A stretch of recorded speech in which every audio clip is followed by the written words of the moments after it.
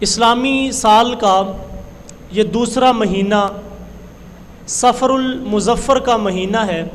عام طور پر کچھ لوگ اس کو مصیبتوں آزمائشوں کے اترنے کا مہینہ کہتے ہیں اور اس مہینے کو منحوس قرار دیتے ہیں، اور اس مہینے کی خاص طور پہ جو پہلی 13 تاریخیں ہیں ان کو 13 تیزی کہا جاتا ہے، اور اس کو خاص طور پہ منحوس قرار دیتے ہیں، اور کہا جاتا ہے کہ ان 13 دنوں کے اندر مصیبتیں، آزمائشیں اور بلائیں اترتی ہیں۔ سفر المظفر کے مہینے کے اندر وہمی لوگ نیا کاروبار شروع نہیں کرتے۔ اس مہینے کے اندر لوگ سفر کرنے سے پرہیز کرتے ہیں، شادیاں نہیں کرتے، بچیوں کو رخصت نہیں کرتے، اور بہت ساری خرافات ہیں جو اس مہینے کے ساتھ جڑی ہوئی ہیں۔ دور جاہلیت کے اندر اس مہینے یعنی سفر المظفر کے بارے میں لوگوں کا خیال یہی تھا کہ اس مہینے کے اندر مصیبتیں، آفتیں اور بلائیں اترتی ہیں، چنانچہ وہ اس مہینے کو منحوس قرار دیتے تھے۔ میرے اور آپ کے آقا مولا حضور نبی اکرم صلی اللہ علیہ وآلہ وسلم، آپ نے سفر المظفر کے اس مہینے کے بارے میں جو لوگوں کے ذہنوں میں باطل خیالات تھے اور عقائد تھے ان کو ختم کیا، اور حضور علیہ الصلوۃ والسلام نے فرمایا لا سفرا، سفر کی نحوست کی کوئی حقیقت نہیں ہے۔ جو تم اس سفر کے مہینے کے اندر نحوستیں خود سے بنا کے بیٹھ گئے ہو اور اس کے اندر مصیبتیں، آزمائشیں اور بلاؤں کے اترنے کا تم نے خیال ذہن میں رکھا ہوا ہے، یہ سارا باطل ہے، اس کی کوئی حقیقت نہیں ہے۔ اچھا، ان توہمات اور ان باتوں کی وجہ کیا ہے؟ اس کی وجہ جہالت ہے، دین سے دوری ہے، عقیدے کی پختگی کا نہ ہونا ہے، ورنہ جس کا عقیدہ توحید مضبوط ہوتا ہے، اللہ پر توکل مضبوط ہوتا ہے، وہ ان چھوٹی چھوٹی چیزوں اور باتوں کی پرواہ نہیں کرتے، وہ اپنے کام اللہ پر توکل کرتے ہوئے کرتے چلے جاتے ہیں۔ تو ہمیں چاہیے کہ ہم ایمان کی مضبوطی اور اللہ پر توکل اس کو مضبوط کریں۔ نحوست کے بارے میں کتاب حکمت قرآن مجید کے اندر اللہ تعالیٰ نے ارشاد فرمایا، سورہ بنی اسرائیل کے اندر اللہ تعالیٰ نے فرمایا ہر انسان کی قسمت ہم نے اس کے گلے میں لگا دی ہے، یعنی اس کی تقدیر جو ہے، اس کی قسمت ہم نے گلے میں لٹکا دی ہے، اور فرمایا ہم اس کے لیے قیامت کے دن ایک نامہ اعمال نکالیں گے جسے وہ کھلا ہوا اپنے سامنے پائے گا۔ تو اس سے پتہ چلا کہ انسان کی نحوست کا تعلق اس کے اپنے اعمال کی وجہ سے ہے، جبکہ عموماً یہ سمجھتے ہیں کہ نحوست کہیں باہر سے آتی ہے، اور کبھی ہم کسی انسان کو منحوس قرار دیتے ہیں، جی فلاں شخص منحوس ہے، اس سے ملاقات نہ کرنا، فلاں جانور منحوس ہے، فلاں شہر منحوس ہے، فلاں جگہ منحوس ہے، فلاں دن منحوس ہے۔ لوگ منگل کے دن کو منحوس قرار دیتے ہیں، سفر کے مہینے کو منحوس قرار دیتے ہیں، اسی طرح کچھ تاریخیں ہیں ان کو منحوس قرار دیتے ہیں۔ تو یہ ساری توہمات ہیں، یہ غلط خیالیاں ہیں جو معاشرے کے اندر پائی جا رہی ہیں۔ میرے اور آپ کے آقا و مولا حضور نبی اکرم صلی اللہ علیہ وسلم جب دنیا میں تشریف لائے تو اس دور کے اندر، دور جاہلیت کے اندر، لوگ ان چیزوں پر یقین رکھتے تھے، اور لوگ سفر کے مہینے کو منحوس قرار دیتے تھے، الو بول پڑتا تھا تو اس کو منحوس قرار دیتے تھے، اور اسی طرح بدشگونی لوگوں سے لیتے تھے۔ تو میرے رسول علیہ الصلوۃ والسلام نے ان ساری چیزوں کی تردید فرمائی۔ میرے رسول کیا فرماتے ہیں؟ فرمایا لا عدوى ولا طیارہ ولا حامہ ولا سفرہ، فرمایا بیماری متعدی نہیں ہوتی، ایک شخص سے دوسرے شخص کو بیماری نہیں لگتی، فرمایا بدشگونی کی کوئی حقیقت نہیں ہے، اور فرمایا نہ ہی الو منحوس ہوتا ہے، اور فرمایا نہ ہی سفر کا مہینہ منحوس ہے۔ تو یہ ہمیں پتہ چلا کہ یہ ساری باتیں جو ہیں یہ دور جاہلیت کے لوگوں کے اندر، عرب کے اندر پائی جاتی تھی۔ ہمارا اسلام ان چیزوں کی اجازت ہمیں نہیں دیتا، یہ معاشرے کے اندر توہمات ہیں اور یہ بدشگونی ہے اور برے خیالات ہیں لوگوں کے جو معاشرے کے اندر پائے جاتے ہیں۔ سب سے پہلے ہم دیکھیں کہ توہم پرستی ہوتی کیا ہے۔ تو یہ یاد رکھیں، جس چیز کا حقیقت میں کوئی وجود نہ ہو تو اس چیز کا وجود ماننا اور اس چیز کا اثر ماننا، یعنی اس کی تاثیر ماننا اور اس پر عقیدہ رکھنا، یہ توہم پرستی کہلاتا ہے۔ میں عرض کروں کہ یہ جو بدشگونی ہے، یہ جو ہمارے معاشرے کے اندر لوگوں کسی کے بارے میں برا شگون لے لیتے ہیں کہ یہ بندہ ٹھیک نہیں ہے، اس کسی کے بارے میں شگون لیتے ہیں کہ یار یہ بندہ صبح صبح ملا تھا لہٰذا میرا آج کا سارا دن ہی گندا گزرا ہے، صحیح نہیں گزرا، یہ ہمارے پاس آیا تھا لہٰذا یہ کام بگڑ گیا ہے۔ یہ برا شگون لینا یہ مسلمان کا شیوا ہے ہی نہیں۔ ہمیں قرآن بتاتا ہے کہ یہ غیر مسلموں کا بڑا پرانا طریقہ ہے۔ یہ کہاں سے چلا آ رہا ہے؟ جب حضرت نبی اکرم صلی اللہ علیہ وسلم کی آمد سے ہزاروں سال پہلے موسیٰ علیہ السلام فرعونیوں کے پاس تشریف لے کے جاتے ہیں اور ان کو دین کی دعوت دیتے ہیں، اللہ پر ایمان لانے کی دعوت دیتے ہیں، ان کو عبادت کی دعوت دیتے ہیں، تو انہوں نے انکار کر دیا، انہوں نے نہ مانا۔ تو جب انہوں نے نہ مانا تو پھر ان پر کچھ مصیبتیں آئیں، آزمائشیں آئیں اور ان پر امتحانات آئے، قحط سالی آئی۔ تو اب وہ کیا کہنے لگے؟ وہ کہنے لگے کہ جب سے موسیٰ علیہ السلام اور ان کے ساتھی جو مومنین ہیں وہ آئے ہیں نا، تو ہمارے اوپر یہ آزمائشیں آ رہی ہیں، ہمارے اوپر یہ مصیبتیں آ رہی ہیں۔ حالانکہ ایسا نہیں ہے۔ آئیے دیکھیے، حضرت صالح علیہ السلام آپ قوم سمود کی طرف بھیجے گئے۔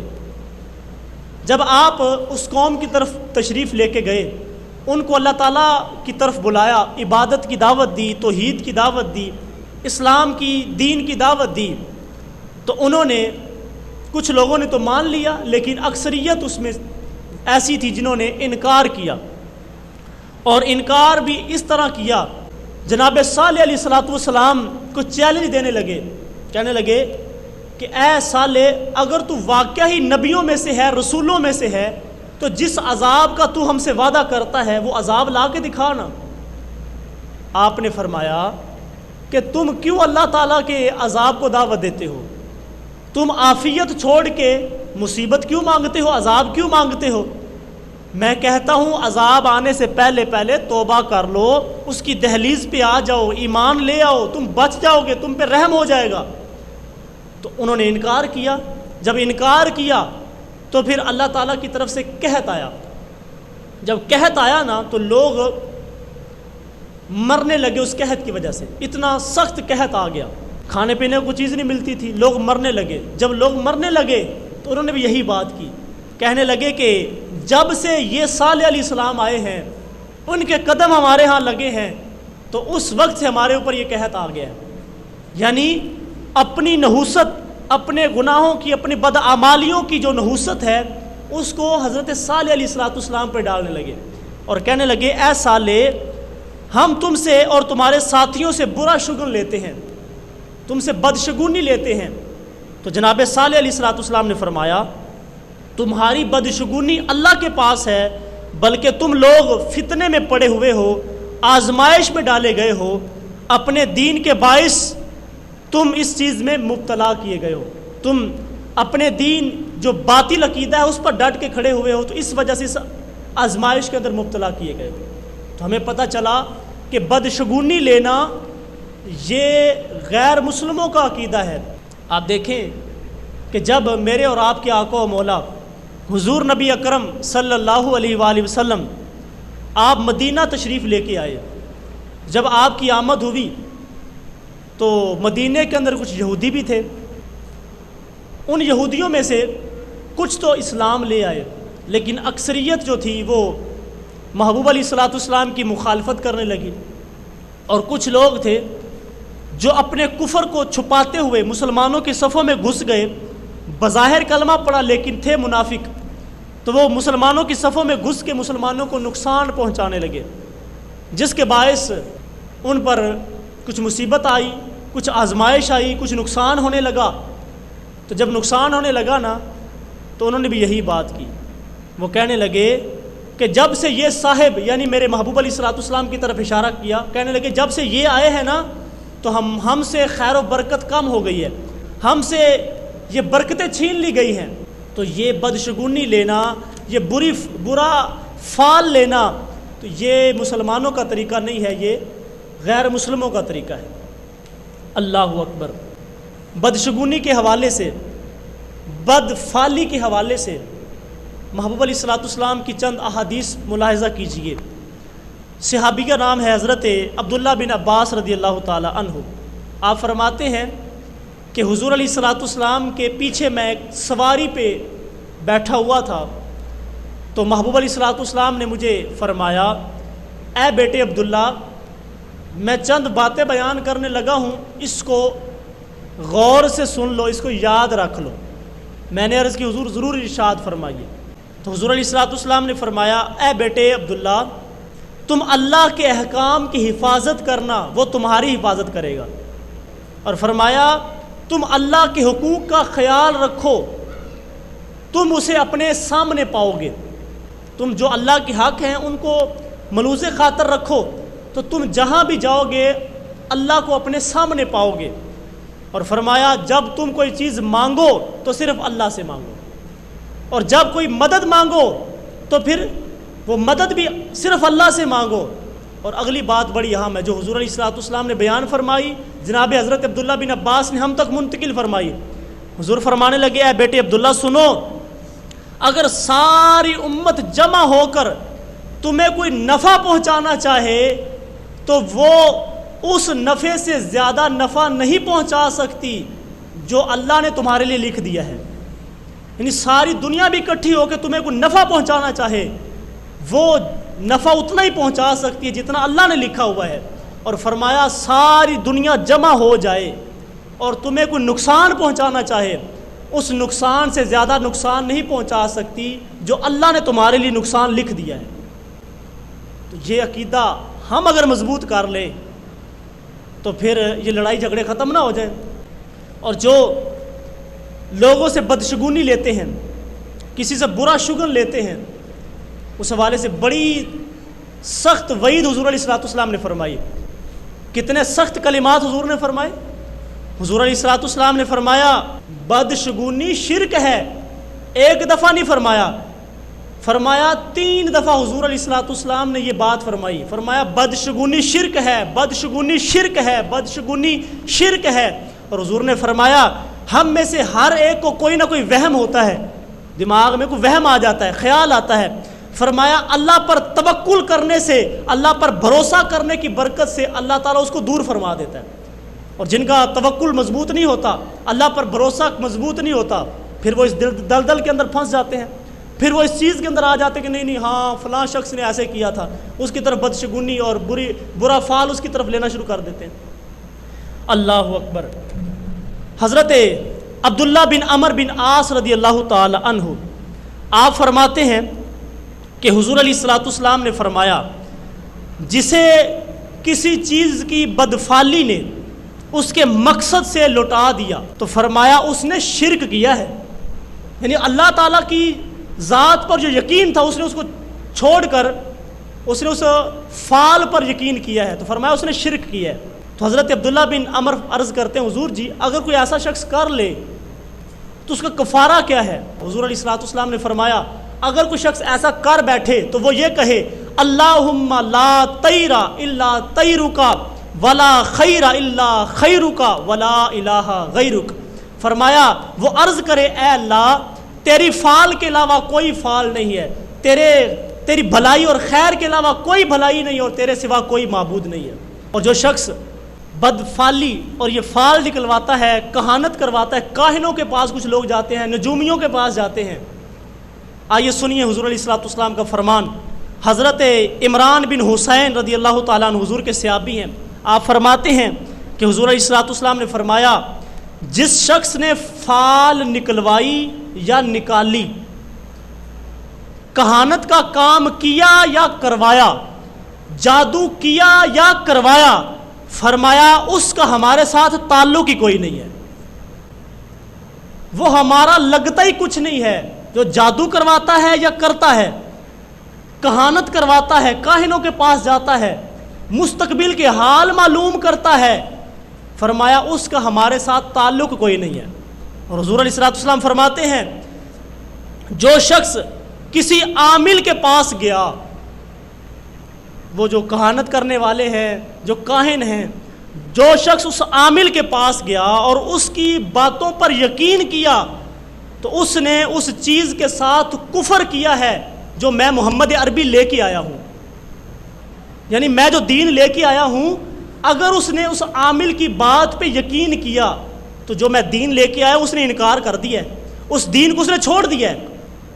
اور جو شخص ان کاہنوں کے پاس جاتا ہے، ان نجومیوں کے پاس جاتا ہے، حضور علیہ الصلوۃ والسلام نے فرمایا جو شخص نجومی کے پاس گیا اور اس سے کوئی بات پوچھی کہ میرا آنے والے کل میں کیا بنے گا، اولاد ہوگی، شادی کس سے ہونی ہے، پیپر کے اندر کامیابی ہوگی کہ نہیں ہوگی، یا فلاں فلاں کوئی بھی کام، حضور فرماتے جو کسی نجومی کے پاس گیا اس سے کوئی بات پوچھی، فرمایا اس شخص کی 40 دن تک نمازیں قبول نہیں ہوں گی. توجہ ہے جی، 40 دن تک اس شخص کی نماز قبول نہیں ہوگی جو کسی نجومی کے پاس گیا. اللہ اکبر. تو یہ بدشگونیاں لینا، لوگوں کو منحوس قرار دینا، جی فلاں شخص مجھے ملا تھا لہٰذا میرا کام ایسے ہو گیا ہے. کسی عورت کو ہم خاندان کے اندر منحوس قرار دیتے ہیں، منحوسہ قرار دے دیتے ہیں، اور کسی شخص کو منحوس قرار دے دیتے ہیں.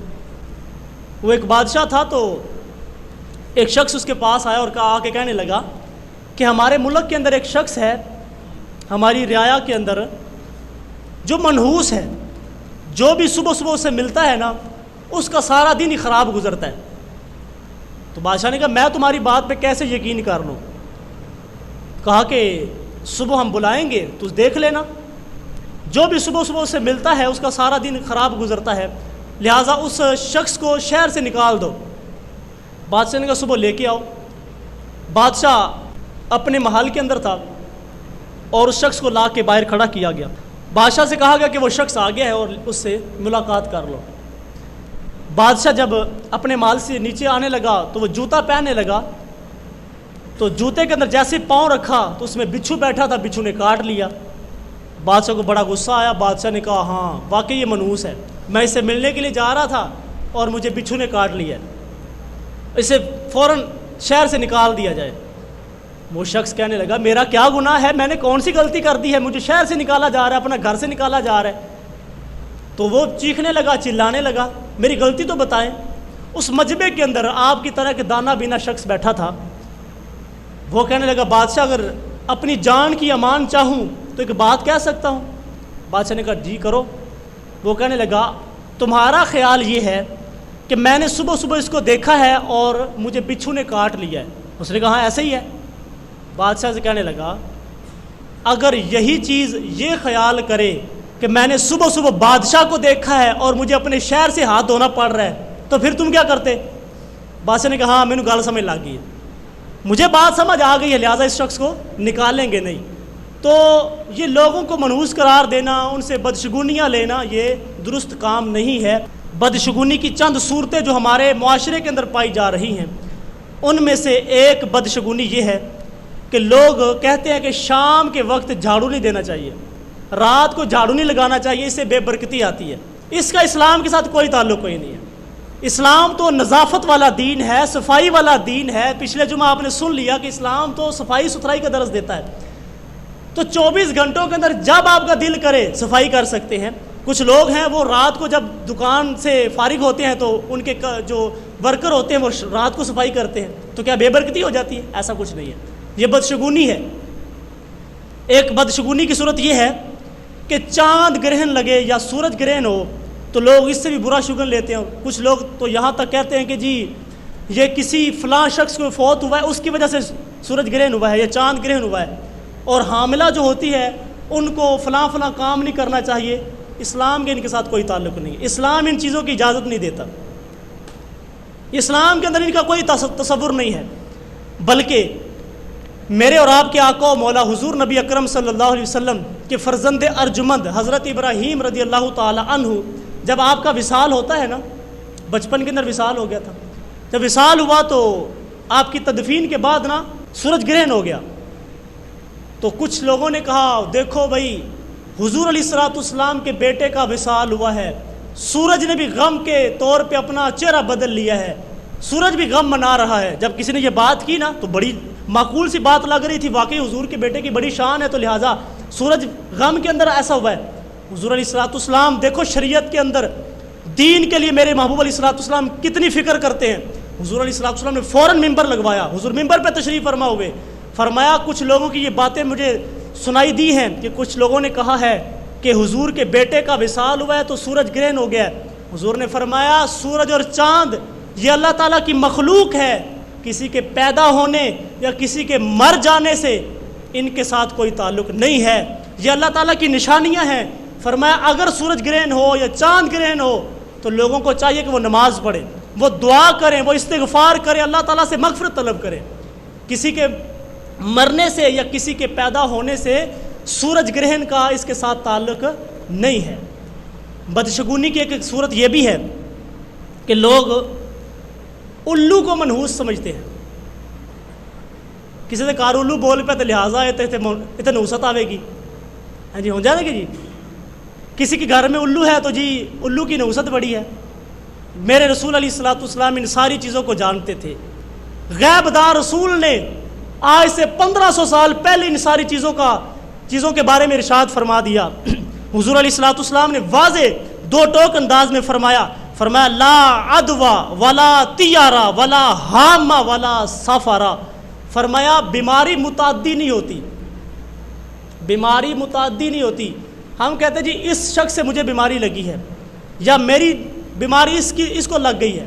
حضور فرمایا بیماری متعدی نہیں ہوتی, ایک شخص سے دوسرے شخص کو نہیں لگتی. حضور تشریف فرما تھے, ایک شخص آیا, عرض کی حضور جی میرے گھوڑے کو یا اونٹ کو اس اونٹ سے بیماری لگ گئی ہے. حضور علیہ الصلوۃ والسلام نے فرمایا اس اونٹ کو کہاں سے لگی تھی؟ حضور جی وہ تو اللہ کی طرف سے. فرمایا اس کو بھی اللہ کی طرف سے لگی ہے, اس اونٹ کی وجہ سے اس کو بیماری نہیں لگی, یہ اللہ کی طرف سے ہے. تو فرمایا بیماری متعدی نہیں ہوتی. اور آگے فرمایا ولا طیارہ, بدشگونی کی کوئی حقیقت نہیں ہے, بدشگونی کی کوئی حقیقت نہیں. فرمایا ولا حامہ, اور نہ ہی الو منحوس ہوتا ہے. حضور نے واضح فرما دی الو منحوس نہیں ہوتا. حضور کی حدیث, حضور کی زبان میں ہمیں یقین ہے نا, ساڈے نبی دی زبان ساڈے واسطے قرآن. تو حضور علیہ الصلوۃ والسلام کی ہمیں بات پہ یقین ہے, ہونا بھی چاہیے. تو حضور فرما رہے ہیں کہ الو کی نحوست کوئی معنی نہیں رکھتی, الو منحوس نہیں ہوتا. اور آگے فرمایا ولا سفارہ, اور سفر کا مہینہ بھی منحوس نہیں ہوتا. تو یہ فرمایا ساری جو باتیں لغو باتیں ہیں, یہ لوگوں کے خیال ہیں, وہم ہیں. اسی طرح لوگ کہتے ہیں کسی کو جھاڑو کے ساتھ ماریں گے نا تو جس کو ماریں گے اس کا جسم خشک ہو جائے گا, سوکھ جائے گا. جس کو جھاڑو کے ساتھ ماریں گے اس کا جسم سوکھ جائے گا. اسلام کا اس کے ساتھ بھی تعلق کوئی نہیں ہے. اسی طرح لوگ کہتے ہیں جی ہاتھ کی ہتھیلی پہ خارش ہوئی ہے تو جی پیسہ آنے والا ہے, یا کہا جاتا ہے جی دائیں ہاتھ کی ہتھیلی میں خارش ہوئی ہے تو پیسہ آئے گا, اور بائیں ہاتھ کی ہتھیلی میں خارش ہوئی تو پیسہ جائے گا. یا کچھ لوگوں کا خیال ہے جی مرد کو خارش ہوئی ہے تو پیسہ آئے گا, عورت کو خارش ہوئی تو پیسہ جائے گا. یہ سارے وہم ہیں, خیال ہیں, اسلام کے ساتھ ان کا کوئی تعلق نہیں ہے. کچھ لوگ کہتے ہیں کہ آنکھ پھڑکی ہے تو یہ بھی کوئی مصیبت آنے والی ہے. کچھ لوگ گھر سے نکلے, آگے سے کالی بلی گزر گئی, کالی بلی نے راستہ کاٹ دیا. وہ کہتے نا ہم نے اب سفر نہیں کرنا, اب کالی بلی نے راستہ کاٹ دیا. بھئی کالی بلی راستہ کاٹے, چٹی بلی راستہ کاٹے, کیسی مرضی بلی راستہ کاٹے, جو اسلام کے ماننے والے ہوتے ہیں, حضور علیہ الصلوۃ والسلام کے دین کو ماننے والے ہوتے ہیں, وہ اللہ پر توکل کر کے اپنے کام کرتے چلے جاتے ہیں. وہ رکتے نہیں ہیں۔ اللہ اکبر۔ کچھ لوگ کہتے ہیں جی مغرب کے بعد ساری لائٹیں گھر میں روشن کر دو، اگر گھر میں اندھیرا ہوا تو بدروحیں آ جائیں گی اور بدروحیں آ کے گھر میں ڈیرا جما لیں گی۔ یہ کہاں سے تصور آیا؟ کچھ لوگوں کا کہنا ہے جی چھینک آئے گی تو کوئی یاد کر رہا ہے، چھینک آئی تو کچھ یاد کر رہا ہے، ایسا کوئی اسلام کے اندر تصور نہیں ہے۔ اسی طرح کچھ کہتے ہیں جی خالی کینچی چلائی نا، کینچی چلانے سے وہ بے برکتی آتی ہے، نحوست آتی ہے، اور فضا میں موجود روحیں جو ہے نا وہ کاٹ دی جاتی ہے، لہٰذا وہ ہمارے اوپر حملہ کرتی ہیں۔ اسی طرح کچھ لوگ کہتے ہیں جی جھاڑو اگر سیدھا کھڑا کر دیا تب بھی نحوست آئے گی۔ یہ چھوٹی چھوٹی باتیں ہمارے معاشرے کے اندر پائی جاتی ہیں، اس لیے میں عرض کر رہا ہوں یہ موٹی موٹی باتیں، اس کے علاوہ اور بھی بہت ساری باتیں ہیں، اور ہم اس کا حل کیا نکالتے ہیں؟ گھر میں نحوست ہے، بے برکتی ہے، کچھ معاملہ ہے تو چلو جی فلاں عامل نے، فلاں نجومی نے کہا تھا کہ اس طرح کرو کہ تم اپنے گھر کے اوپر نا ایک ہنڈیا الٹی کر کے لٹکا دو، ہنڈیا الٹی کر کے رکھ دو، بے برکتی ختم ہو جائے گی۔ اور کچھ لوگ کیا کرتے ہیں، گھوڑے کے کھر سے جو لگی ہوتی کھری ہوتی ہے، جو کھری، اس کو پکڑ کے دیوار کے ساتھ اپنے دروازے پہ لگا دیتے ہیں، جس سے برکت آئے گی۔ جو خود گند کے اندر رہی ہے اس سے برکت آئے گی۔ جو اللہ پر توکل کرنے والے ہوتے ہیں، آپ نے بدفعلی اور جو نجومیوں کے پاس جائے اس کے بارے میں وعید سن لی ہے، اب فضیلت بھی سنیے۔ حضور علیہ الصلوۃ والسلام فرماتے ہیں کہ 70,000 لوگ ایسے ہیں جو کل قیامت والے دن بغیر حساب کتاب کے جنت میں داخل ہو جائیں گے۔ 70,000 لوگ۔ اب حضور نے ان کی صفات بیان فرمائی، فرمایا ان کے اندر پہلی خوبی یہ ہے کہ وہ لوگ اپنے جسم کے اوپر داغ نہیں لگواتے۔ کچھ لوگ میلوں ٹھیلوں پہ جاتے ہیں جی فلاں بابے دی مہر ہے، اب فلاں بابے دا ٹھپا ہے، ٹھیک ہے جی، تو یہ نشانی کے طور پہ لگواتے ہیں۔ اور اللہ تعالیٰ نے پکی نشانی دے کے بھیجا تمہیں کسی بابے ملنگ کی نشانی لگوانے کی ضرورت نہیں ہے، تمہاری اللہ تعالیٰ نے شکل و صورت ہی ایسی بنائی ہے، کسی سے ملتی کوئی نہیں ہے۔ اور یار اس سے بڑھ کے لاکھوں کروڑوں لوگ ہیں پوری دنیا پہ، لیکن تمہاری فنگر پرنٹس، یہ تمہارے انگوٹھے کے جو نشان ہیں، یہ کسی کے ساتھ ملتے نہیں ہیں۔ اللہ تعالیٰ نے پکی نشانی دے کے بھیجا ہے، تمہیں کچیاں نشانیاں لگوانے کی ضرورت ہی کوئی نہیں ہے۔ تو حضور کیا فرماتے ہیں کہ 70,000 لوگ جو بغیر حساب کتاب کے جنت میں جائیں گے، ان کی پہلی نشانی یہ ہے کہ وہ اپنے جسم پہ داغ نہیں لگواتے، اور دوسری ان کے اندر نشانی یہ ہے کہ وہ رقیہ نہیں کرواتے، وہ جادو ٹونے نہیں کرواتے، وہ رقیے نہیں کرواتے، اور تیسری ان کے اندر نشانی یہ ہے کہ وہ برے شگن نہیں لیتے، وہ بدشگونی جس کے بارے میں آپ نے تفصیلاً ابھی بات سن لی ہے، وہ بدشگونی نہیں لیتے، کسی شخص کو منحوس قرار نہیں دیتے، اور چوتھی ان کے اندر خوبی اور نشانی ان کی یہ ہے کہ وہ اللہ پر توکل کرتے ہیں، وہ ان ساری چیزوں کو چھوڑ پہ اللہ پہ یقین رکھتے ہیں، وہ اللہ پر توکل کرتے ہیں۔ تو یار اللہ پہ توکل کریں نا، اللہ پہ بھروسہ کریں، اللہ پہ یقین رکھ کے اپنے کام کا آغاز کریں۔